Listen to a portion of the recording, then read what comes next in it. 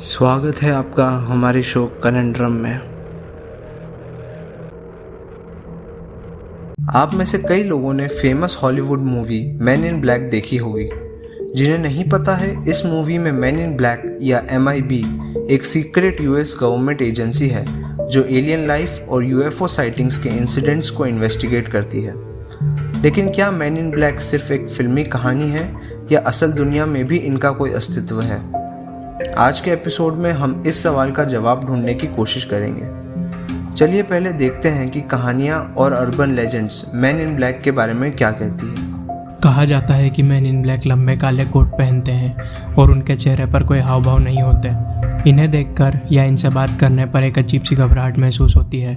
Man in black सिर्फ दो तरह के लोगों से मिलते हैं। पहले वो जो कहते हैं कि उन्होंने कोई UFO देखा है, और दूसरे वो जो UFOs या एलियन लाइफ पर रिसर्च करते हैं। आइडेंटिटी पूछने पर ये मैन इन ब्लैक अपने आप को एक सीक्रेट गवर्नमेंट ऑर्गेनाइजेशन का हिस्सा बताते हैं। कभी कभार ये लोग एक सफ़ेद आइडेंटिटी कार्ड दिखाते हैं जिस पर एक शील्ड बनी होती है और बड़े काले अक्षरों में सिक्योरिटी लिखा होता है। ये लोग आपस में एक दूसरे को नाम से नहीं बल्कि नंबर से बुलाते हैं।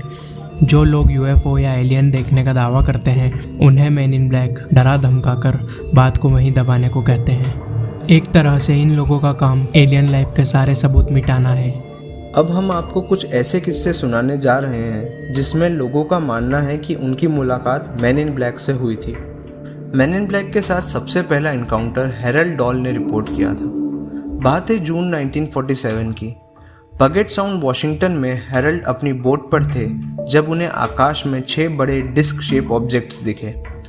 उनमें से एक डिस्क ज़मीन पर गिर गई जिसके कारण हैरल्ड का बेटा बुरी तरह से घायल हो गया और उनके पेट कुत्ते की मौत हो गई। उन्होंने क्रैश के मलबे के कुछ फ़ोटोज़ लिए। उन्होंने बताया कि कुछ दिनों बाद उनके घर एक आदमी आया जिसने लंबा काला कोट पहन रखा था। उसने ज़बरदस्ती सारे फ़ोटोज़, रोल्स और नेगेटिव्स बर्बाद कर दिए और हैरल्ड से कहा कि वो उस घटना के बारे में किसी से कुछ ना कहे। मैन इन ब्लैक से अगला सामना हुआ रॉबर्ट रिचर्डसन का। रॉबर्ट बताते हैं कि 1967 की एक रात टोलेडो, ओहायो में अपनी कार चलाते वक्त उनकी टक्कर एक UFO से हुई। उनका कहना है कि टक्कर होते ही वो UFO गायब हो गया। घटना स्थल से रॉबर्ट अपने साथ एक छोटा सा मेटल ऑब्जेक्ट लेकर आए जो उनके हिसाब से UFO का था। करीब एक हफ्ते बाद रॉबर्ट के घर 2 काले कोट वाले आदमी पहुंचे। उन्होंने रॉबर्ट से वो मेटल ऑब्जेक्ट देखने की मांग की। रॉबर्ट ने उनसे कहा कि वो मेटल ऑब्जेक्ट उन्होंने पास ही के एक रिसर्च सेंटर को दे दिया है ताकि पता चल सके कि ये चीज़ असल में है क्या। ये सुनकर मैन इन ब्लैक उन्हें डराने धमकाने लगे। उन्होंने कहा कि अगर रॉबर्ट अपनी वाइफ की सलामती चाहते हैं तो जल्द से जल्द उस मेटल ऑब्जेक्ट को रिसर्च सेंटर से वापस लाकर उन्हें सौंप दें। अगली घटना है न्यू जर्सी की। UFO रिसर्चर जैक रॉबिन्सन और उनकी वाइफ मैरी रॉबिन्सन बताते हैं कि 1968 में उन पर एक काले कोट वाला आदमी नज़र रख रहा था। वो घंटों तक उनके घर के सामने खड़ा रहता था, फिर अचानक गायब हो जाता था। एक बार जब जैक और मैरी अपने घर पहुंचे तो उनका सारा सामान इधर उधर बिखरा पड़ा था। ऐसा लग रहा था जैसे किसी ने घर में कुछ ढूंढने की कोशिश करी हो। जब जैक के दोस्त टिमोथी ग्रीन बैकली को इस काले कोट वाले आदमी के बारे में पता चला तो किसी तरह से उन्होंने उस आदमी की एक फ़ोटो खींच ली। ये घटना उन चुनिंदा किस्सों में से एक है जिसमें किसी ने मैन इन ब्लैक की असल तस्वीर निकाली हो।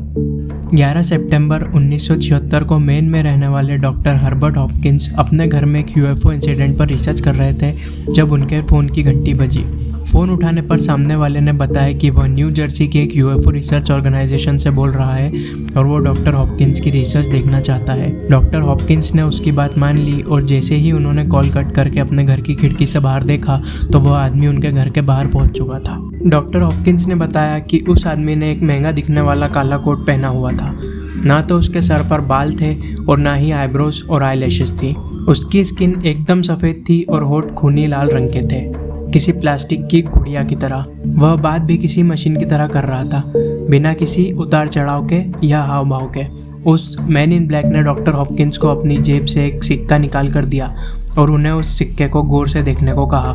डॉक्टर हॉपकिंस बताते हैं कि उस सिक्के का रंग बार बार बदल रहा था जिससे उन्हें चक्कर आने लगा और सारी चीज़ें धुंधली होने लगी। कुछ देर बाद वो सिक्का भी गायब हो गया। उसके बाद उस आदमी ने काफ़ी सख्ती से डॉक्टर हॉपकिंस को उनकी रिसर्च मिटाने को कहा और वहाँ से चला गया। ये इंसिडेंट हुआ अमेरिका के जाने माने टीवी सेलिब्रिटी डैन आइकरॉड के साथ। जनवरी 2002 में डैन ने आउट देयर नाम का एक टीवी शो न्यूयॉर्क में साई-फाई नेटवर्क को बेचा। कहते हैं ये show alien life, UFO sightings और एलियन एब्डक्शंस की दुनिया के कई दिल दहला देने वाले राज खोलने वाला था। साई-फाई नेटवर्क के साथ इस डील की एक मीटिंग के दौरान डैन एक ब्रेक के लिए अपने घर से बाहर निकले। उन्होंने देखा कि उनके घर के बाहर एक ब्लैक फोर्ड सेडान खड़ी है। डैन बताते हैं कि उस कार से एक लंबा सा आदमी निकला जिसने डैन को गुस्से से देखा।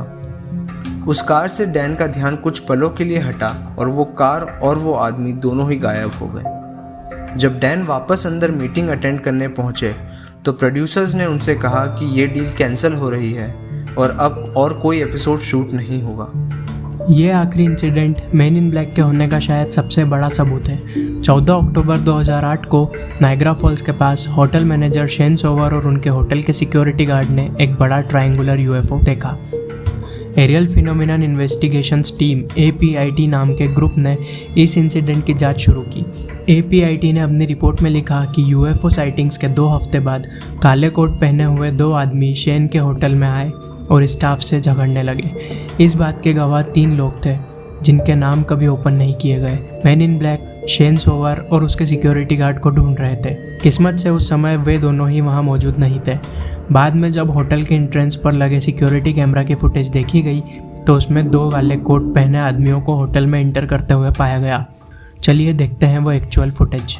तीनों गवाहों ने मैन इन ब्लैक का डिस्क्रिप्शन एक समान दिया था।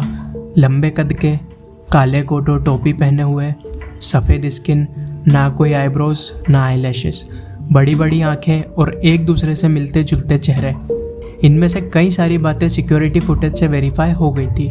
होटल की एक लेडी स्टाफ जिन्होंने मैन इन ब्लैक से बात की, उन्होंने बताया कि बात करते वक्त उन्हें ऐसा महसूस हो रहा था जैसे कि ये दोनों आदमी उनके दिमाग में चल रही चीज़ें पढ़ सकते हों। ये मैन इन ब्लैक कौन थे ये कभी पता नहीं चल पाया। एलियन इंसिडेंट्स की ही तरह मैन इन ब्लैक के 90% इंसिडेंट्स लोगों की गवाही पर ही आधारित होते हैं, इसलिए इन पर यकीन कर पाना दुनिया के लिए मुश्किल होता है।